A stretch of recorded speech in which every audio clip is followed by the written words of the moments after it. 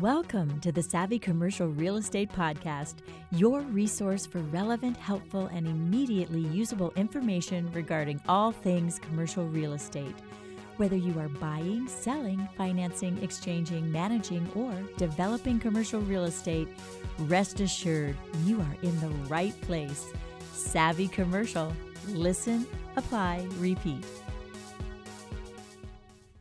Well, good afternoon, everyone, and thank you for joining me today on the Savvy Commercial Podcast. My guest today is Andrew Bermudez, CEO and co-founder of Digsy, Inc. Andrew is a commercial real estate technology entrepreneur with an extensive background in brokerage sales, leasing, and lead generation systems. He also has an affinity for commercial real estate, technology, automation, and quantum physics. Andrew was previously a senior vice president and partner of national commercial real estate brokerage firm Lee & Associates in Irvine, California. Prior to Lee & Associates, Andrew was a self-taught computer programmer. With his technical expertise, deep understanding of the commercial real estate industry, and insatiable passion for building technologies that help industries move forward, he co-founded Digsy, a one-stop tech platform that enables commercial real estate professionals to market their properties online and to hire part-time or full-time help from carefully vetted and affordable commercial real estate trained remote professionals to help run and grow their businesses. Anyway, good afternoon, Andrew. How are you doing? I'm well, Neil. Thank you. It's good to see you. Nice to see you. Before we jump right into it, why don't you take a minute or two and share with our listeners exactly how and perhaps why you ended up transitioning from being a successful commercial real estate broker to co-founding Digsy, and what exactly Digsy has to offer to commercial real estate professionals. Sure. I would probably just say insanity and being a risk taker. So I always wanted to start my own business. I did very well in commercial real estate. I had a team of about 5 people. In fact, everybody that I hire and train are partners and senior vice presidents of Lee & Associates today. But really, it just came down back in 2012. I had done I just knew I wanted to start something in technology and outsourcing. And really, at the time, all I had was my mortgage and my car was almost paid off, and I had saved all my money. I never really spent money. So I said, hey, if I'm going to do something, I have to do it now, because I don't have a wife, I don't have kids. And I did that. Started a couple businesses. They failed. That was a hard lesson. And then about 8 years ago, we started Digsy. Well, great. Well, congratulations on that. So listen, right off the bat, I mentioned commercial real estate. You obviously have a commercial real estate background, and we've been focusing on commercial real estate. But what I'd like to know, and what our listeners are probably wondering, is this a platform? I'll just use the word platform for now. Is this a platform that would work for non-commercial real estate people? Or did you really create it only for commercial real estate? Like if I had, I don't know, let me just make something up, an insurance business or a financial planning business or something, could I still work with Digsy, or is it only for commercial real estate? So the answer is yes, we could help. We don't target our market as commercial real estate. That's what we know. That's really the solution that we bring to market, right? Whether you're a broker, investor, brokerage office, whether you're in, commercial mortgages, whether you're in property management, things like that. We do have clients from time to time, for example, in tertiary markets, right? Like a commercial real estate broker or office may not only do office, industrial, retail, multifamily, but they also have to do homes. So that's when we get dragged into residential, right? And residential, same systems apply. We just change a few things for residential, so it's really easy since commercial is harder. We do have clients also who are investors, and not only are they developers or invest in commercial real estate, but then they own like movie theaters, or they'll own, car wash businesses, or they'll own an insurance company and things like that. And because they work with us, they really like the way that we do things.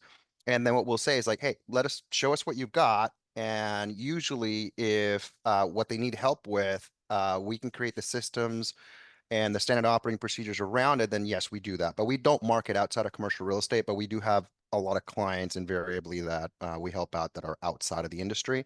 We also get referrals from existing clients, like, somebody has a client or a brother or a cousin, which I just got one of our clients referred me to his brother, and his brother's a landscape business. So we're going to be helping after chatting with him and what he needs. We can definitely translate what we do in commercial real estate to there and adapt it to their business. So the answer is yes, we just don't target it.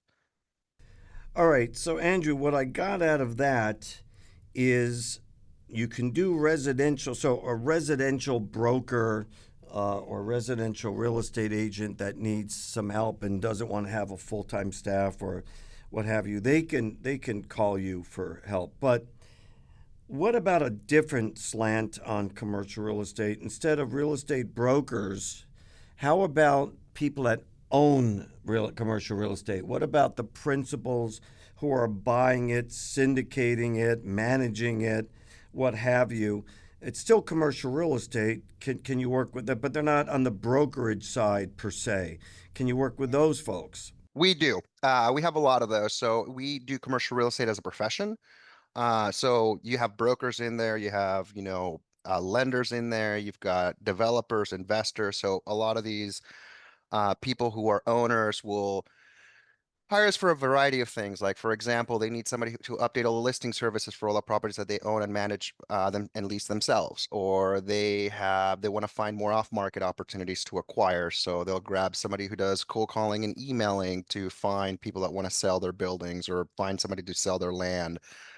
Some of them, they need help with creating marketing brochures and marketing emails and creating lists of brokers to get their properties in front of them, things like that, or they just need executive assistance, admin type stuff. So the long answer is yes, we actually have a lot of those types of clients in addition to brokers, lenders, etc. Okay. All right. So just getting a little bit deeper into the weeds, as they say. Um, I'm thinking in terms of like tax savings, but I don't mean tax savings like you might get from, depreciation in real estate. I'm thinking more like people who hire Digsy maybe don't have to worry about certain taxes. Payroll taxes come to mind, Social Security, FICA, FUTA, all the other things you're supposed to do with employees, quote unquote.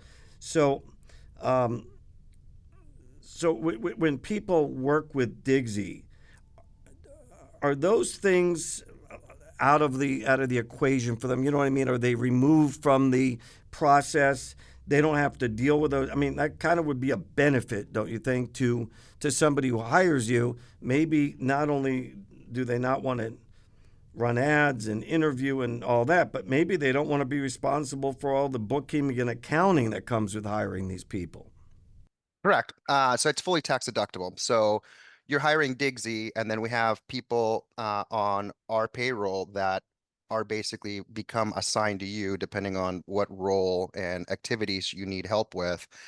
And since you're paying Digsy, we give you a W-9, and then your accountant is able to write the whole thing off. So a few benefits behind that happen. One, it's affordable. It's $15 an hour, right? You can hire 2 hours a day, 4 hours a day, or 8 hours a day. So anywhere from $600 a month all the way to $2,400 a month. But you don't, first of all, it's $15 an hour. But if you were to hire, like, let's say an admin here in the US, depending on where in the market you are, then you would have to pay, let's say, it's hard to find somebody to do stuff at 70,000 now. So let's just call it 70,000. Uh, you would have to pay another 25% to cover FICA, payroll benefits, all that stuff, like payroll taxes and things like that. So you're fully loaded, you're around 90 to 100 grand and some change, right?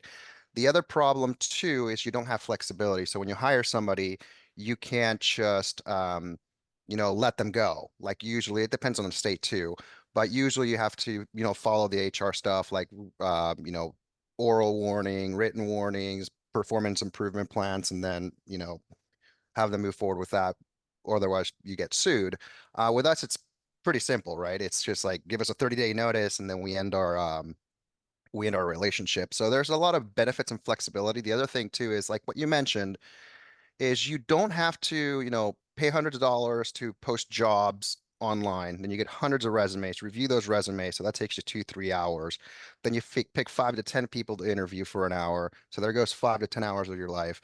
And then when you hire them, you have to show them how to do everything, right? With us, our teams already know what they need to do. Anything from commercial real estate related, whether it's cold calling to get more tenant rep assignments or more listings for sale for lease or find off market opportunities to acquire, to creating brochures, OMs, things like that, using Adobe InDesign, build out all the tools out there we know, or just doing admin work like, updating listings across the different listing services, make sure they're all accurate and the same across them, databasing, finding out who's behind the trust in the LLC and their contact info, email management, responding to listing inquiries and updating the listing activity report, things like drafting LOIs, drafting contracts, leases, PSAs, all that kind of stuff we already know how to do. So that allows us to customize what we already know because you may create an LOI with your template and then another person may have no template, but usually you like the name the files. So the LOI named a particular way. So basically what we do is we grab what we know and then we customize and tailor it for the needs of the customer. And what that allows us to do is basically just fully integrate somebody in as little as 14 business days. So very quick, very flexible, cost effective, and you save money on taxes.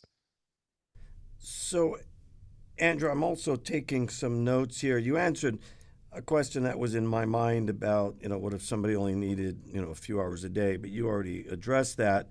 But now I'm wondering, can you list, is it possible to list maybe the top 5, 6, 10, whatever, different services or tasks that someone would hire you for, or they'd hire you to get to the actual assistant or admin?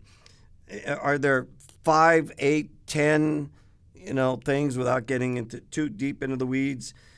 Tasks that the typical commercial real estate broker or investor or syndicator or what have you that they would need done that your people would do for them. Yeah. So there's usually about like four pillars in which, so one is like business development, so like lead generation, then there's the marketing, graphics, social media marketing, email marketing, then there's admin, and then there's like stuff like bookkeeping and agent recruiting, right? So I'll give you an example. So for cold calling and emailing, so business development would be things like calling on building owners, calling on tenants to get more tenant rep assignments, or find people that want to buy buildings, or find somebody that wants to sell their building, or find somebody that wants to lease their building, or wants a BOV, a broker opinion of value, wants to know what their building's worth, or help find a tenant or a buyer for a property, right? The second one, marketing and graphics, is things like I mentioned, creating OMs, brochures that look really good, using Adobe, build out a combination of tools, creating the images to market a property or a deal close in social media, creating social media posts, creating articles, updating the website, writing blog posts, increasing the number of followers and connections that you have. Email marketing is easy, make it look pretty, send it out. And then kind of like the catch-all bucket is executive assistant slash admin. So things like, managing your email. So like moving all of the email blasts and junk mail into a promotionals folder, responding to listing inquiries, updating the listing activity report, updating the listings across the listing services, running listing searches. So not only creating the listing report that you can send to your client, but also calling the brokers to get brochures, floor plans, touring instructions, operating expenses, if it's still available, etc. Creating, managing transaction like deadlines, transaction management, things like calendar management. So confirming appointments, booking appointments, making reservations, arranging travel, things like, keeping your CRM or database up to date, researching, who the owner of a property is. So like you might have the address, but you don't have, the ownership. So looking up the trust, the LLC, finding their contact information, phone number, email address, finding email addresses for people in your database, things like drafting LOIs, proposals, offers, drafting lease agreements, purchase and sale agreements, contracts, addendums, et cetera, et cetera. And then the third one will be kind of like, we have clients who we do bookkeeping, so accounts payable and accounts receivable. And then some of the managing directors or the president of the office is like the person who runs the office.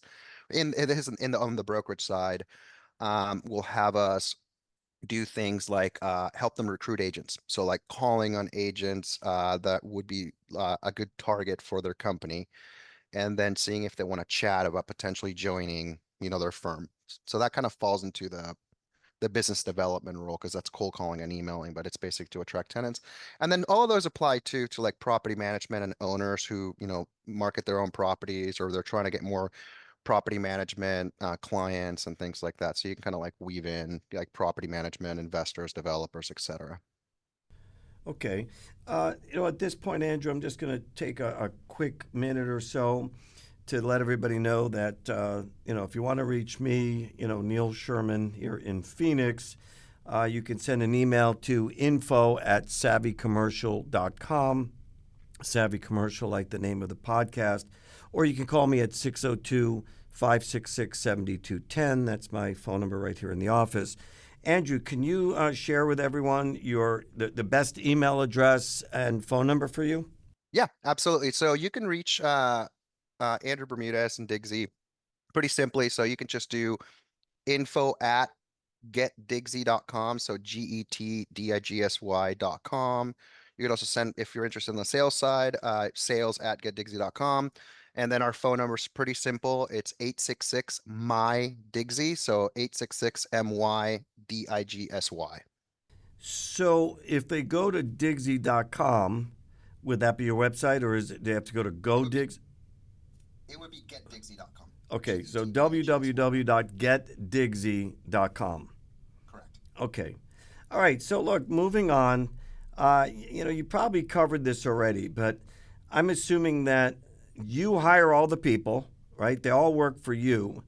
And so they're your employees or independent contractors, what have you, but they work for Digsy. Correct. Okay. And then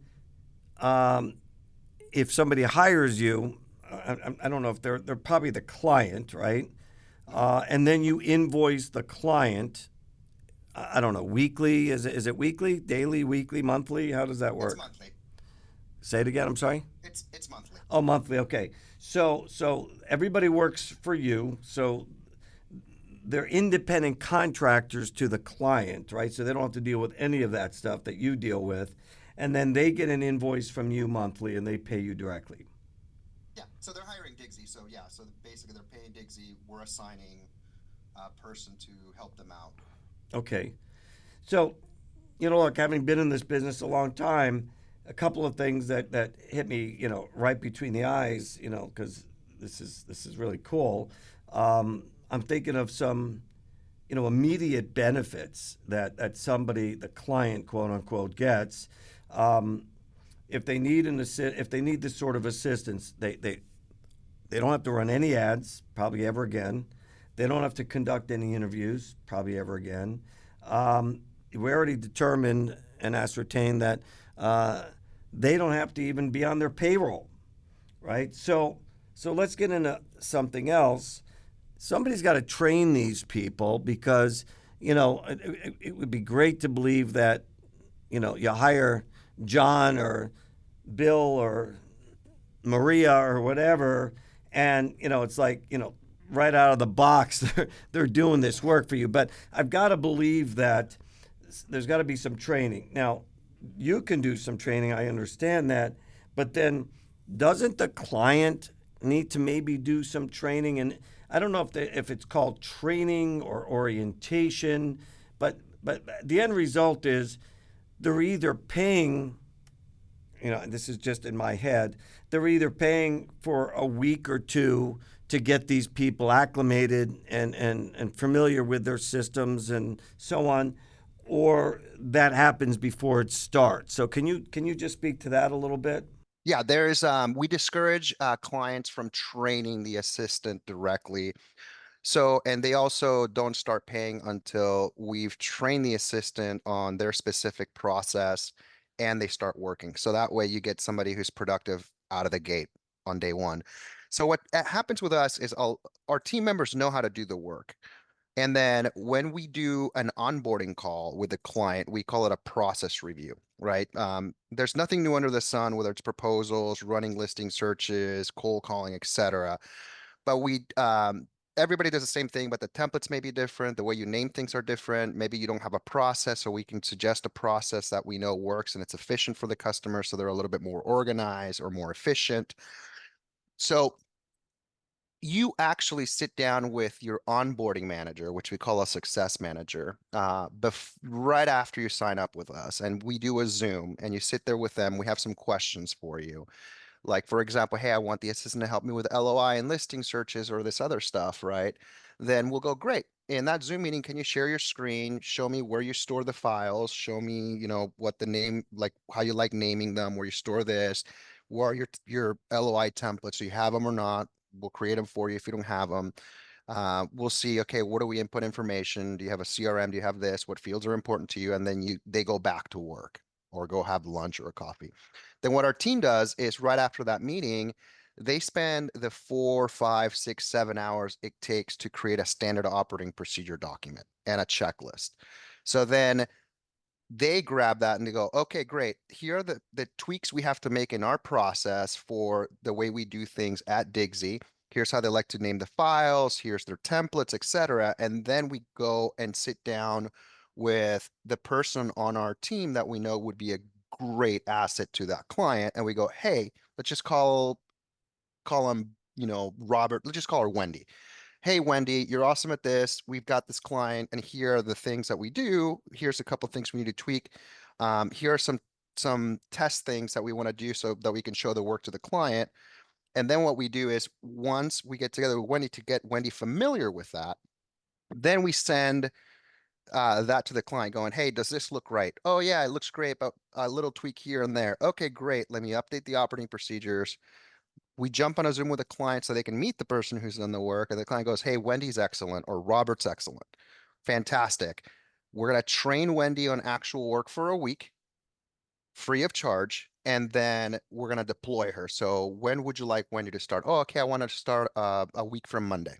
Great. Let's make it, what time? 9 a.m. Okay, fantastic. Then they start. So they're already trained, but we know how to do the work already. It's just basically tailoring it to the needs and preferences of the client. So the reason we discourage clients from training directly, and one thing that we try to harp on the client is if the client trains the assistant directly, there's a huge risk of quality control. And the reason why is because they may record a video, they'll jump on Zoom, but they'll leave stuff out that needs to be, it's like, hey, do this work. Okay, but where do I put the work? Where do I save it? So there's like little things and they create frustration. And then the other thing too is sometimes you'll train a person and that task they do, but that task doesn't reappear for another 3 weeks or a month or 2 months. And then they don't know how to do it. There's no documentation. So it's better to go through your success manager because we have the trainers and the trainer will jump on a Zoom saying, hey, here's what I want, Wendy to start doing a week or a month from now. Here's how I do it. Then we are able to update the operating procedures for that and then train Wendy on that on that task.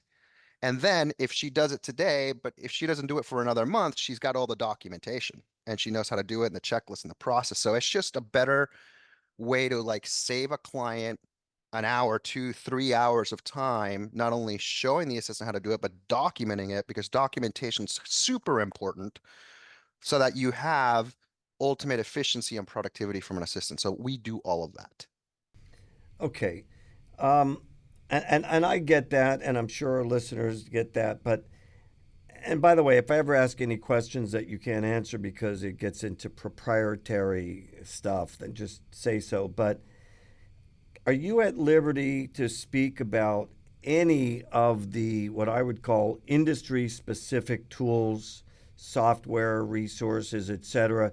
Things that come to mind would be like a CRM, like a RealNex or a Foundry or even a Salesforce. That could be a CRM, CoStar, LoopNet, Corexy. I'm just thinking of some of these things. Um, they have all kinds of stuff that you can build flyers and templates without getting into. I mean, this isn't supposed to be a commercial for all those companies, but I've got to imagine that whether your client is a broker, a syndicator, a property manager, an owner, what have you, a developer, I've got to imagine that they have in mind, especially if you're a real estate broker. I mean, there's so many tools. Um, are you aware of those tools? Are your people aware of them? You can't buy all of them; it would be almost cost prohibitive. But can you do training on those so that when you turn these people over to the end client, they have some familiarity, if nothing else, with some of these tools? Yeah, we've been around almost a decade. So we've been around for 8 years. And we know all of the tools, and then sometimes like all the ones that you mentioned, number one, like some, for example, for property management, some of them for like building owners, they might use Yardi and things like that, but they'll use a certain module of Yardi. So if for some reason we haven't touched a tool in a while or anything else, whether it's the client or somebody on the client's team, like we still do the process review thing so that we can say, okay, here's what I need help with. Here are the fields that are important for me. Here's the process that I follow. And then we document all of that. And then we train the assistant prior to them starting on actually doing some of that work so they get familiar with it. And then we've got the documentation out of the gate. So it happens a lot, especially with like proprietary software. Sometimes, a commercial real estate landlord will have an internal software system that is not out in the market. So we just sit down with them on Zoom, whoever the person in charge is, they show us how to do it. We document it and train the assistant on it. Okay. Same thing happens with like, for example, CRMs, right? There's like the usual suspects like the RealNext and the Apto and the Rethink and the build outs and all this stuff. So we know all of those, but sometimes a person might come up with like somebody, I mean, like, ABC CRM, and we haven't seen it before, but CRMs are usually, you know, they do certain functions and then we just see how they use it, what fields are important, and then we update the database or the SOPs and the checklists and we train the assistant on it. So it's a non-issue. Okay. Okay, now you may have touched on this already earlier, but I'm looking at my notes and I didn't write anything down, but I thought I heard 14 days or something. So, my question for you is how long? So, a client hires you today, for example. How long before you have a VA, an admin, whatever you call that person? How long until that person is ready to jump in and go to work? 14 business days on average. 14. So I did hear Yeah, that. as long where it gets a little bit longer. So we already have the people on hand, right? So we know who can do the work. But sometimes like the client will be traveling and then they need to give us like, logins, or they need to create licenses for a certain software program that they have, or we need logins, or we need templates, and they have some delay. It's usually the client that delays that, or if they're traveling, it gets it- and they delay things like that. Usually it's like that. So, usually at the longest is about 3 weeks, but it's usually 14 business days. Okay.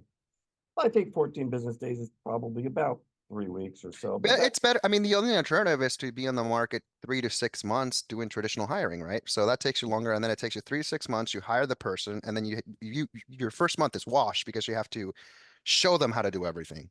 no, it takes you 14 business days just to find somebody if you're lucky, let alone all this other stuff. So actually, 14 business days I think is pretty darn quick.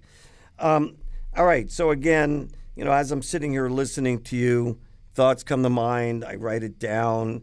So here's one: privacy concerns. Everybody and their brother. You can't open up a Wall Street Journal or any of the online news things I read every morning.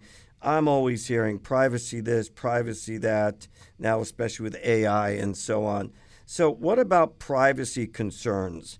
Do clients ever question you, or are they ever worried about things like confidential client information, confidential databases. Something that might be, I don't want to list anything here, but you know what I'm talking, something proprietary. And they might be worried that, with all due respect, they're opening the kimono, so to speak, to somebody they don't know, who hopefully will be with them for a long time, but what if they're not? And what if they took their database that they spent 20 years building, and that's just off the top of my head. It could be 5 years. It's the number one concern, Neil. In fact, since I was a broker too, just think about this. Even if you work at the brokerage and the brokerage pays for a CRM already or a database, those brokers will still pay money and buy their own database because they don't want the company to have their own data. And this is within the family, right? So it's a huge problem. So there's a couple things. One is we have confidentiality and non-disclosure. The second thing is the way that the assistants are set up is whenever they work with a client, we have all of the file storage, communications, emails, they're all siloed. So for example, if we have an assistant that works with two different brokers in two different markets, right? They work with one broker in the morning, one broker in the afternoon. First of all, our process is the broker cannot be in the same market and they cannot do the same thing. So usually if somebody's working Pacific time, they're working with one of our clients in the morning, let's say in Los Angeles, California, then the second client can't be in Los Angeles, California, so we'll have them work with somebody in Pacific time, let's say Washington, like Seattle, on their next shift. The communications from like the phone numbers, email, Zoom, all that stuff, they're completely separate. They can't access the systems without logging into those separate accounts. So there's never a bleed of information between those. The second thing too is when we hire people, we have a really, strong confidentiality and non-disclosure in our hiring agreements. That's two. The neat thing that just kind of works out is the assistants, they don't know any brokers except the ones that they're assigned to. They really just want to do their work, do it well, and then just go home and go enjoy the family or the kids. They don't have a need for data. We don't have a need for data because simply we would be out of business if we're grabbing data from client A and then grabbing data from client B. Another concern is too when, some people say, "Hey, I need help with email, but I don't want people to go to my email and read it," right? So, well, at some point in time, you get so busy that you have to be comfortable whether it's you hire us or you hire a local person to do it. In either whether it's a local person or if it's us, you're still in the same predicament, right? They can take your data, they can go away. They can go move to another brokerage with your database, or they can look at your emails, etc. So it's just a little bit of trust, but we've been around so long and helped so many clients that it's pretty easy for the broker to go, hey, I want them to do my databasing and I want them to, help me with my email, but I'm concerned about this. We'll just give you the phone number of a few clients I have, and they go, hey, we've been working with this company for like 3 years, never had an issue. But there really isn't a need for us to run with that data or see anything. In fact, when we stop working with a client, we send them all of the hard files, meaning the files that we stored, whether we've created databases for them or proprietary information, and then we send it and then we permanently destroy it after they download it. So usually they have to download it within 30 days because we're going to permanently destroy that. And that's just for liability and just for trust. Well, as I see it and as I'm listening to you, if you ask me, I'd rather the person is not in my backyard because if you're in my backyard, they might be tempted to, because everybody thinks, the grass is greener on the other side. They might be tempted to take your database that you've built for many, many, many years and go off and start doing business. But if they're not in your backyard, meaning they're not even in your market, the odds of that happening are slim to none. So I actually like it better if they're not in the same city or same state. But anyway, moving on, another concern, or not concern, just thought I had. Now, you addressed this a little bit earlier, but I'm thinking of time commitments, financial commitments, and so on that the client, the end user, client, whatever you call them, needs to make to either you or to one of the contractors. I think I heard you say earlier that they can do it in as small as, I don't know, a couple of hours a day. So this can be a small need, maybe a small daily need, couple hours a day, and it could go to what, full time, maybe 8 hours a day, 5 days a week or something? That's correct. So we have a 2 hour a day, 5 days a week plan. We have a 4 hour a day, so half day, part time, so 20 hours a week, and then we have full time, 40 hours a week. The commitment, if you go look at, solutions, people usually call them virtual assistants, right? We internally call them assistants because they work for us and then we assign them to people, but people just they resonate with the word virtual assistant, so it's easier to describe. A lot of these companies will make somebody sign a year agreement right? We just think that's way too long, especially when you're in brokerage, because a lot of people haven't done this before, so they want to kind of get their feet wet. So what we do is our commitment is 90 days and then it goes month to month. The second question that comes is like, well, what if, I have my Digsy assistant and they're just not doing a good job? Well, the assistants are actually, they have managers and they have supervisors, which are overseeing all the work every day. So it becomes very apparent to us if they're not being as productive as they should be. So they'll just jump in a meeting with them even before the client notices anything, and they'll get them back, have a conversation, get them back up to tip-top productivity. Sometimes though, you can't control this. Things might happen, like they have a death in the family, they're going through a rough patch, in some way, shape, or form, or they go to the doctor and find out they have to get surgery, right? And that's productivity suffering because they're a little distracted. So when we see things like that, what we do, even if we're in the 90-day commitment, we immediately pause the billing of the client and reach out to them and say, hey, Neil, unfortunately, Wendy uh, had a personal issue that's causing her, like, the productivity is not there. We've paused your billing so you're not wasting money. However, we've got Greg on our team who's really good. Can we jump on Zoom so we can introduce you to Greg and just get your approval on him? And then once you give us a thumbs up, then we'll get Greg up to speed over a week or two and we'll do a transition, and then we'll drop off the we'll basically resume billing at that point in time. So it's just a way to protect people. So it's a short-term commitment, things like that. So as I'm hearing you say this, another light bulb just went off. If you hired somebody and they don't work out, you got to fire that person. And if it took you a few months to find them, you had to go through interviews, you had to train them, and now they don't work out. Yeah. You're dreading that because you have to start over. In your case, yeah, in your case, you make a phone call. You say, I think Wendy was the name you used. Look, Wendy's not working out. Can you find me somebody else? You don't need to run another ad. You don't need to interview another 15 people. You don't need to train just somebody. You pull this person out and you reinsert somebody else, and they just keep on going. Hmm. That's right. And it doesn't happen very often, but it does happen, right? Because things, I mean, it's life. People find out they have to get surgery or they have a death in the family, unfortunately. But yeah, you don't have to go through all that grievance of having to do the work yourself and then, trying to find another person and restarting that whole process. However, I will tell you this. I mean, yeah, it's convenient and it's appealing, but it still sucks when you have to change people, right? I mean, you want everybody to do well, and we want to treat our customers better than they treat themselves. But things happen. I mean, yeah, it's convenient and there's a lot of benefits, but at the same time, I don't like it when things happen like that. Well, and I know you know this, but everybody who's not living under a rock knows that the office environment has experienced a dramatic change, and that's an understatement over the last few years.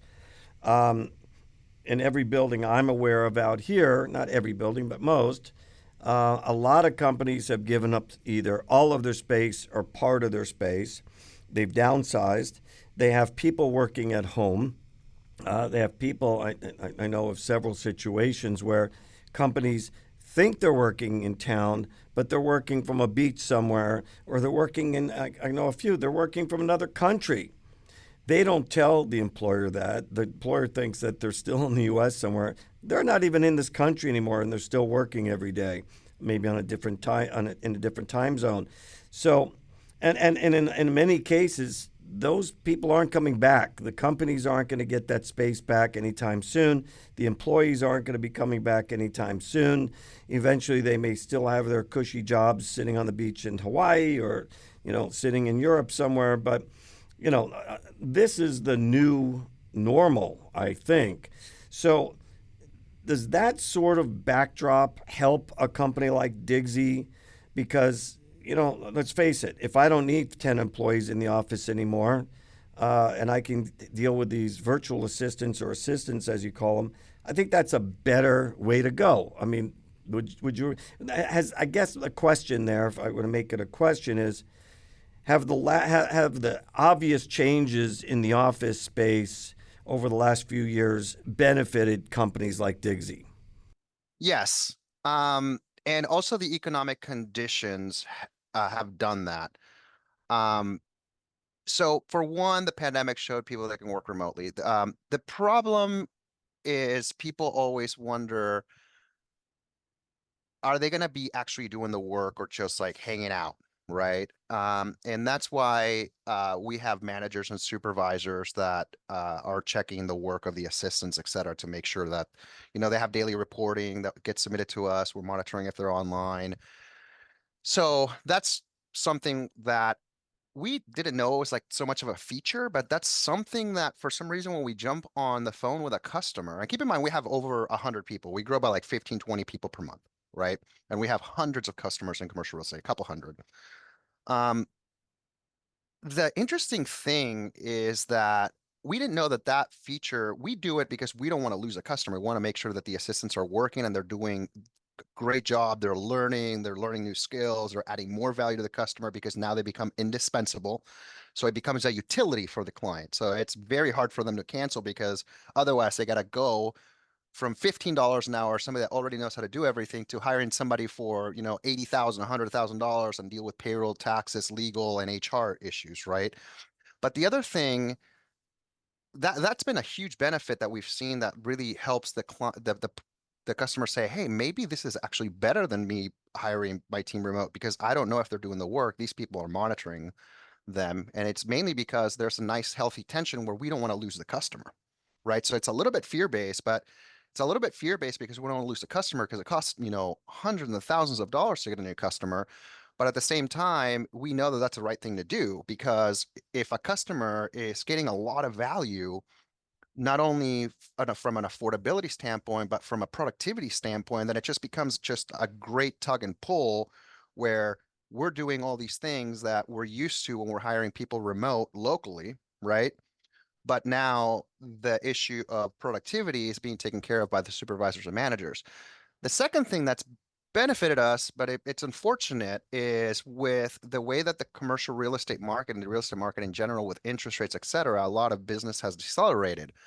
So revenues have gone down. So companies have had to lay off people. But when you lay off people, depending on the role, you still have the same amount of work.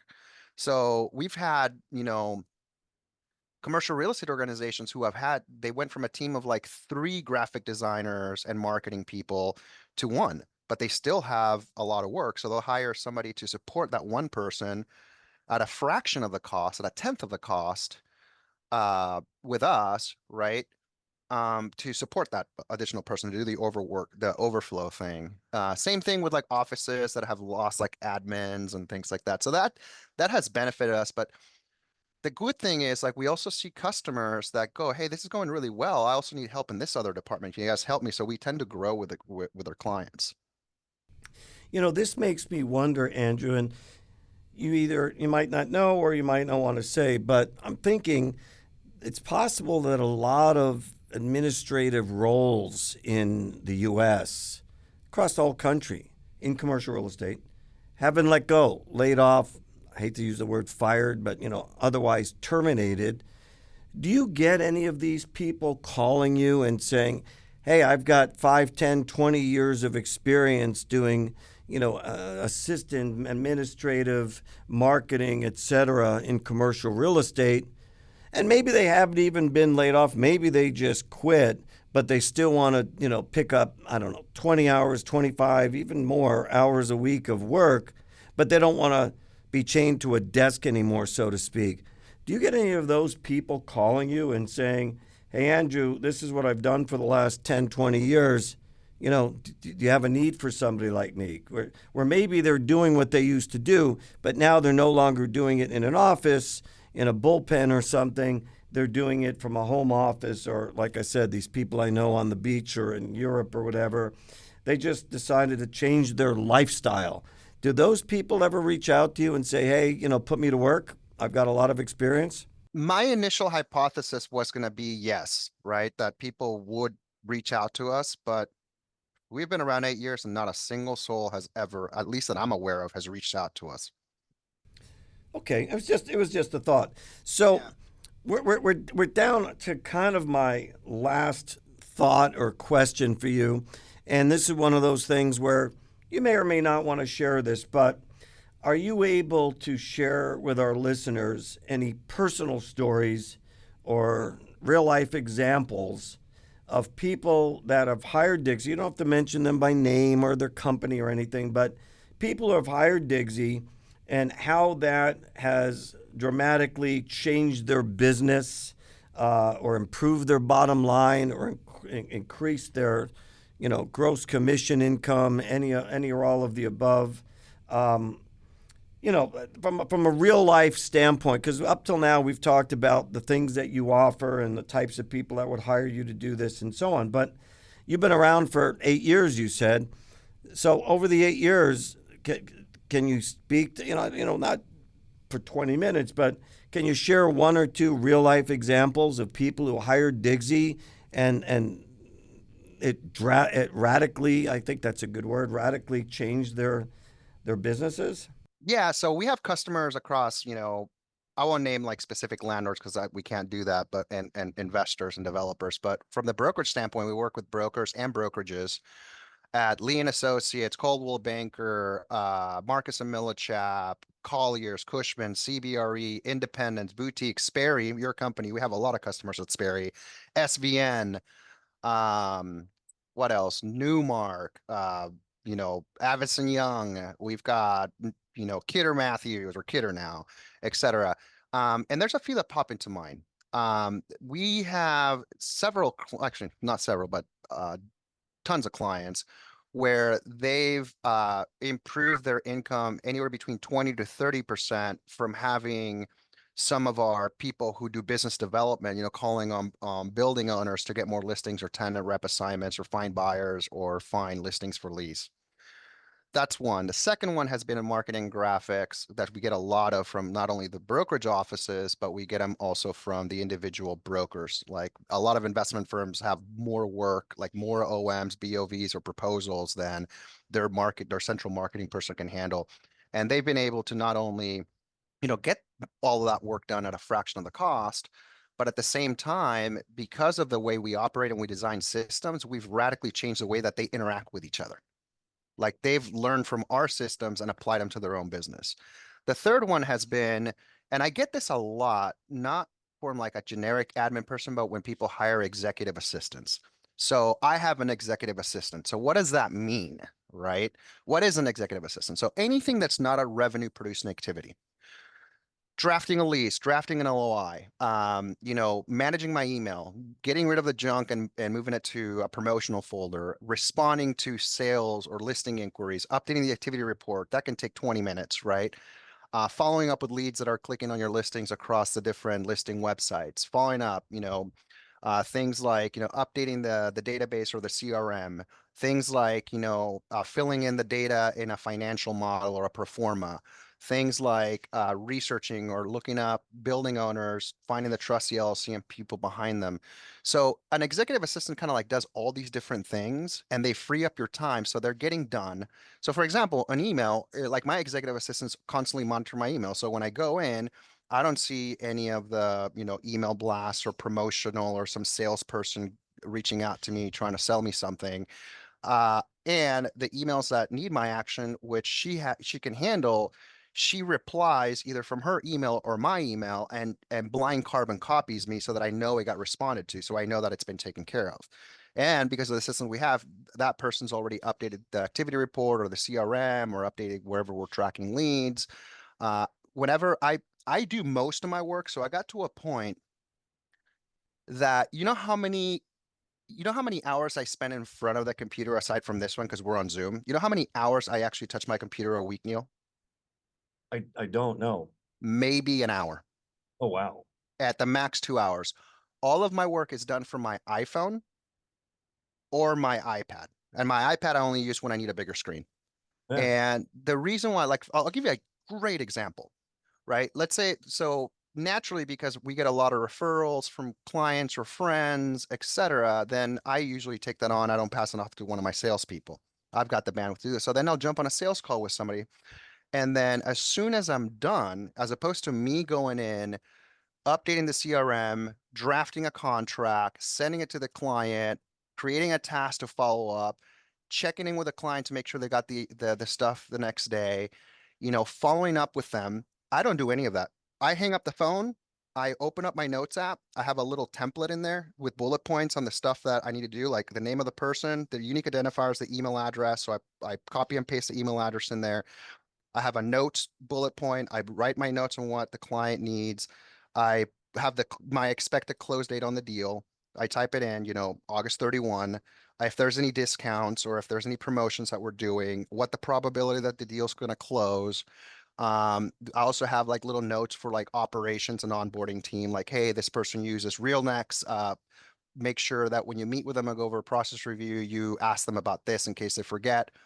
And then what I do is I just literally just forward, like copy and paste that note into our communications app, which is called Slack. It's like Microsoft Teams.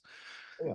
And I send it to my executive assistant. And then she goes open up, looks at person in the CRM, updates the sale opportunity, plugs in all the information, grabs an update, creates the tasks, and sends me a link. She drafts the contract, sends me a link. I tap it, I review it. I'm like, hey, change this and send it.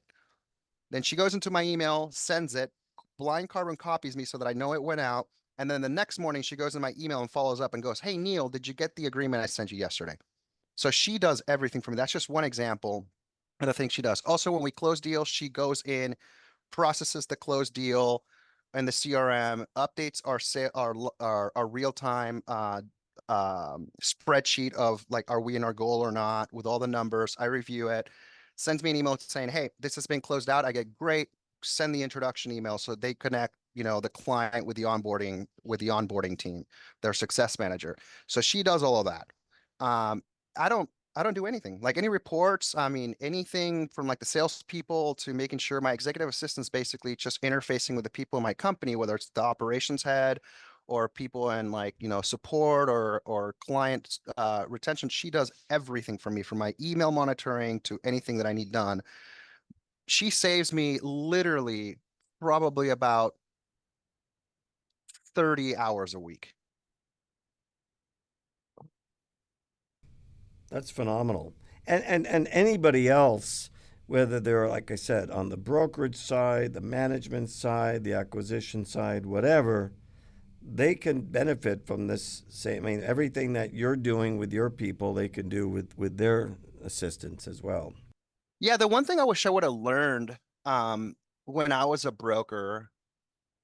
So I think like 2 or 3 years after I started, that's when I got my first assistant. Um, and I didn't know what I was doing. But now that, I hired multiple assistants in the past and I've hired runners, etc., I made one big mistake when I started Digsy. And that is that I hired people in other roles that I trained, but I never hired a personal executive assistant for myself up until probably like year 6.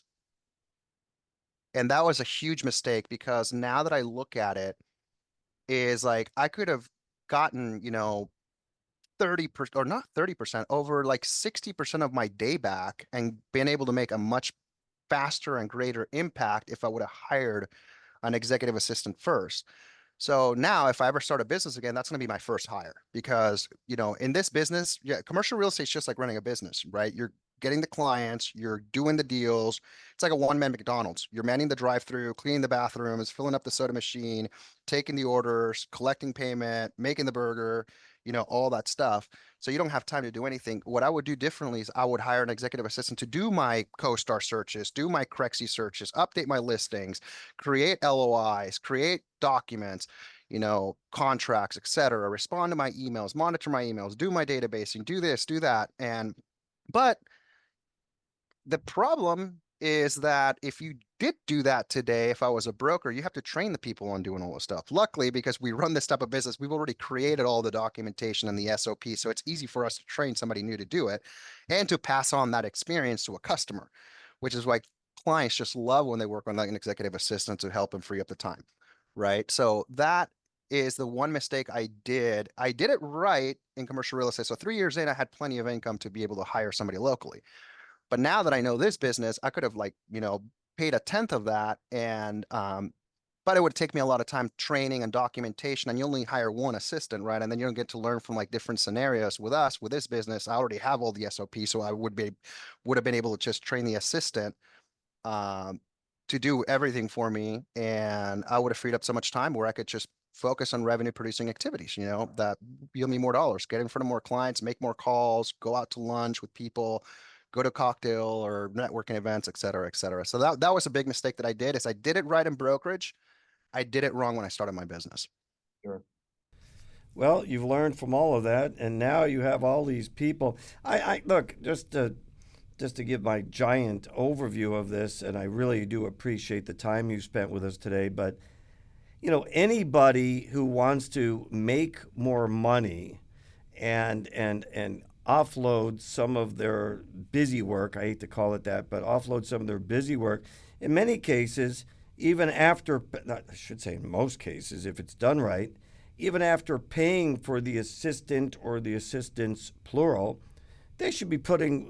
more money should be going to the bottom line. They should be making more money, be able to make dramatic shifts to how they spend their time every day. They can focus on bringing the business in and generating the revenue, and know that everything else is being done by someone else. And that just reminded me of a saying I've heard many times over the years, that if you don't have an assistant, you are your assistant. So, The other thing too, though, Neil, is, and I don't know how much this like brokers think about, right?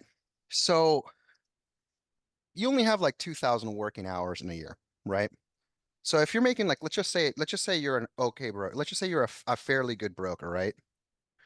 So if you have 2,000 hours, right, and you're making $200,000, right?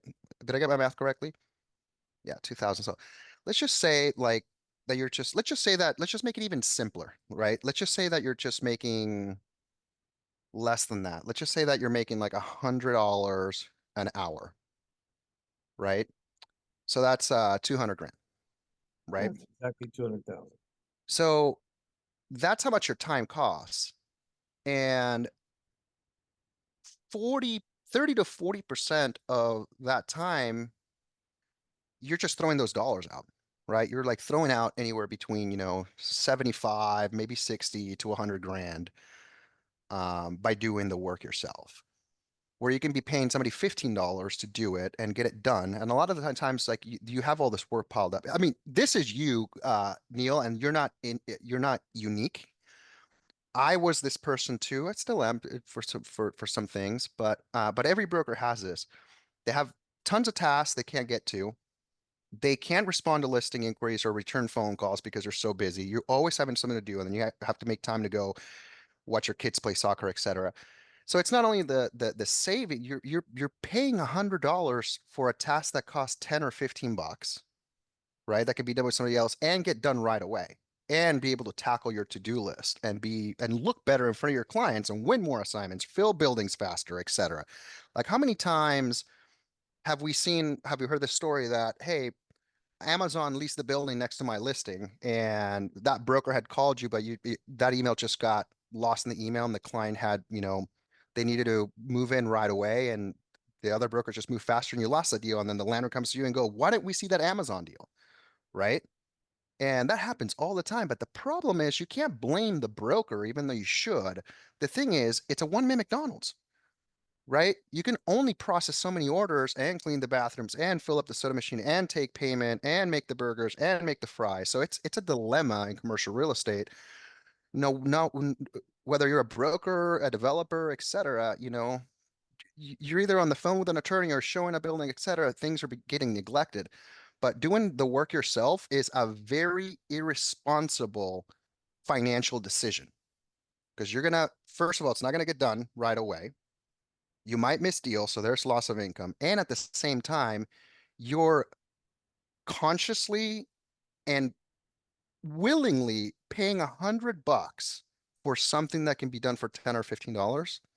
It's just not responsible to me. But it's hard to get into that mindset when you're so busy doing deals, pursuing deals, et cetera, showing buildings, drafting LOIs, talking to attorneys, et cetera, to even remember that hey, if you're making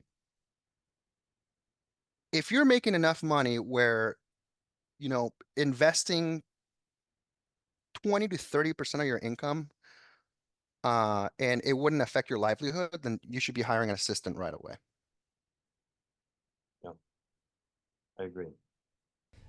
Well, Andrew, this has been phenomenal. We're coming up on an hour. You've given me a lot more time than I expected to get, so thank you.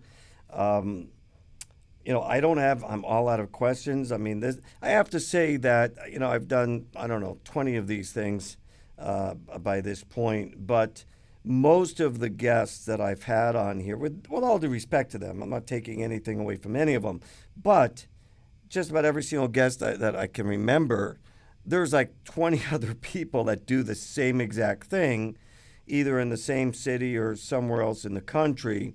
And 20 might be an exaggeration, but 5 or 10 is not. This is one of those cases where I have to honestly say, if I wanted to interview a competitor of yours next week, I wouldn't even know who to call. Whereas just about everybody else, if I wanted to interview a competitor, I can make a call in 5 minutes and say, hey, would you like to give an opposing viewpoint? But this is one of those things where, and I'm sure you hear this a lot, this is unique.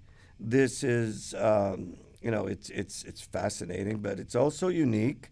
And I can't, if you ask me, and I've been around a long time, I can think of 10 other people or 5 other people for every guest we've ever had, except this one.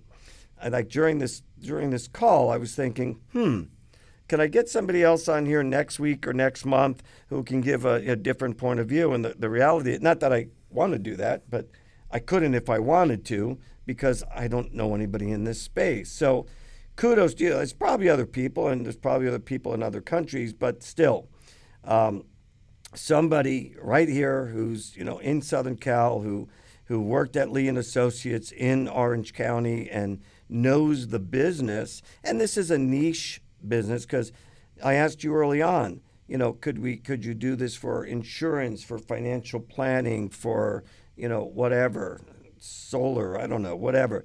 And your answer was sort of really not. So this is really a highly specialized niche business. And, commercial real estate people, not just brokers, but people, anybody who's in that space, broker, manager, owner, buyer, syndicator, whatever, they should know about this. We're gonna really make a concerted effort to get this. It does go out to a few hundred people, in addition to whoever sees it on Spotify and some of the other platforms. So, anyway, it's a long way of saying, thanks again, much appreciated, and it's Friday, so have a great weekend, and I'm sure we'll be talking soon. Thanks, Dale. Thank you for having me on. It's been a pleasure. Okay, one more time before we end, just give your name, your phone number, and your email address one more time at the bottom of the call here for people who maybe jumped on late. Sure. It's my name's Andrew Bermudez, co-founder and CEO of Digsy. You can reach us at sales@getdigsy.com or info@getdigsy.com. And if you want to call us, it's 866-MY-DIGSY, so MYDIGSY. Andrew, thank you. Appreciate it. Have a great weekend, and we'll talk to you soon. Thanks, Neil. Take care. Bye-bye.